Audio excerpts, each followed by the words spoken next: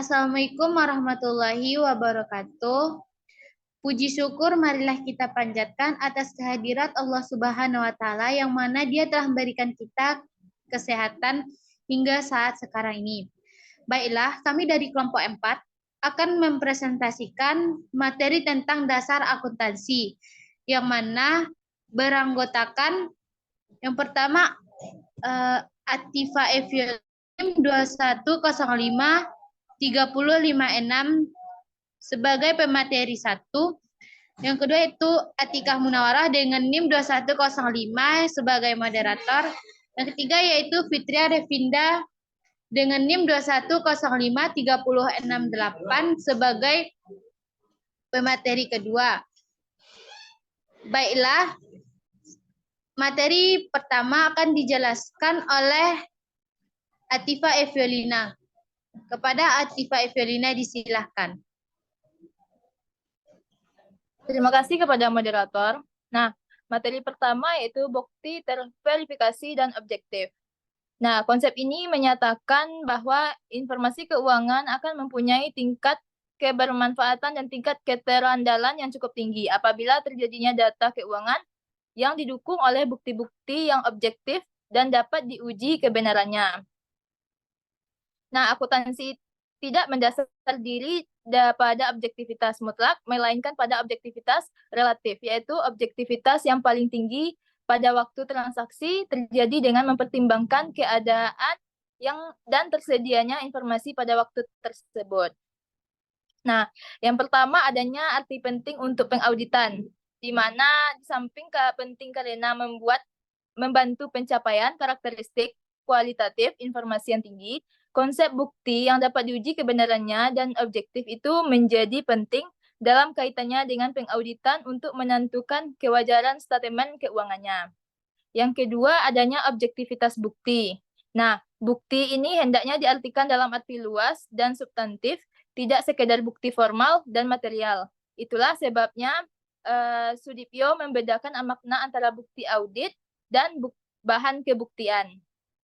Yang ketiga, adanya objektivitas relatif, di mana konsep objektivitas dalam penciptaan data akuntansi adalah objektivitas yang disesuaikan dengan keadaan yang ada pada saat penentuan fakta, bukan pada objektivitas mutlak. Yang keempat, adanya objektivitas dan keterverifikasian jangka panjang. Nah, bukti yang paling kuat dan paling diinginkan adalah bukti yang sepenuhnya objektif. Materi selanjutnya yaitu ada asumsi.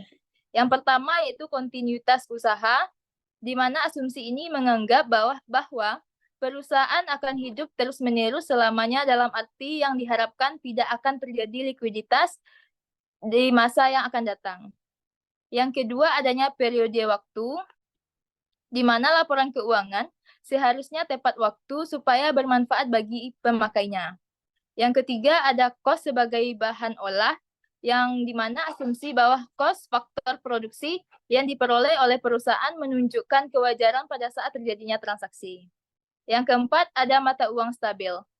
Konsep ini merupakan bahwa jumlah rupiah yang tercatat akan tetap menunjukkan nilai dilandasi asumsi bahwa daya beli uang adalah stabil sepanjang masa.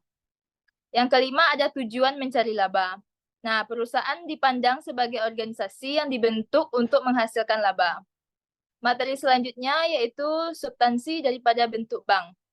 Konsep ini menyatakan bahwa dalam menetapkan suatu konsep di tingkat perekayasaan atau dalam menetapkan standar di tingkat penyusunan standar, akuntansi akan menekankan makna atau substansi ekonomik suatu objek atau kejadian daripada makna yuridis, mungkin menghendaki atau menyarankan perlakuan akuntansi yang berbeda. Nah, sekian materi dari saya kembalikan kepada moderator. Baiklah, terima kasih kepada Saudari Atifa Evelina. Materi selanjutnya akan dijelaskan oleh Fitria Revinda. Kepada Fitria Revinda. Baik, terima kasih kepada moderator. Di sini saya Fitria Revinda akan menjelaskan tentang pengakuan hak milik pribadi. Dalam teori akuntansi, pengakuan hak milik pribadi berkaitan dengan cara suatu entitas atau individu mencatat kepemilikan atas aset atau hak tertentu dalam laporan keuangan. Pengakuan hak milik pribadi ini menjadi bagian integral dari prinsip-prinsip akuntansi yang mengatur penyajian informasi keuangan agar relevan, dapat diandalkan, dan dapat dipahami oleh pemakai laporan keuangan. Baik, selanjutnya ada keanekaragaman akuntansi antar entitas. Konsep ini menyatakan bahwa perbedaan perlakuan akuntansi antar sekutuan usaha merupakan suatu hal yang tidak dapat dihindari karena perbedaan kondisi yang melingkup dan karakteristik kesatuan usaha individual. Baik, sekian dari saya kembalikan kepada Bapak. Baiklah, terima kasih kepada Saudari Fitri Arvinda. Materi selanjutnya akan saya jelaskan sendiri, yaitu konservatisme. Konservatisme adalah sikap atau aliran dalam menghadapi ketidakpastian untuk mengambil tindakan atau keputusan atas dasar outcome yang terjelek dari ketidakpastian tersebut. Sikap konservatif juga mengandung makna sikap berhati-hati dalam menghadapi risiko dengan cara bersedia mengorbankan sesuatu untuk mengurangi atau menghilangkan risiko. Sebagaimana ilustrasinya yaitu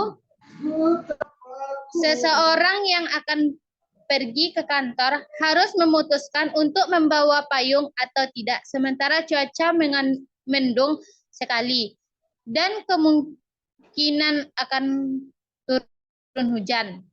Ketidakpastian di sini adalah hujan atau tidak hujan yang merupakan outcome ketidakpastian tersebut. Membawa payung dianggap terlalu repot, sementara hujan tidak disukai orang tersebut. Kalau dia membawa payung dan ternyata tidak jadi hujan, dia merasa repot. Kalau dia tidak membawa payung dan ternyata hujan, dia menghadapi risiko sakit. Kalau dia memutuskan membawa payung karena outcome hujan yang dia pilih sebagai dasar keputusannya, dia bersikap konservatif. Sebaliknya, kalau dia tidak membawa payung, dia bersifat optimistik. Kalau akuntansi menganut konsep dasar konservatisme dalam menyikapi ketidakpastian, akuntansi akan menentukan pilihan perlakuan atau prinsip akuntansi yang didasarkan pada outcome yang dianggap kurang menguntungkan. Next.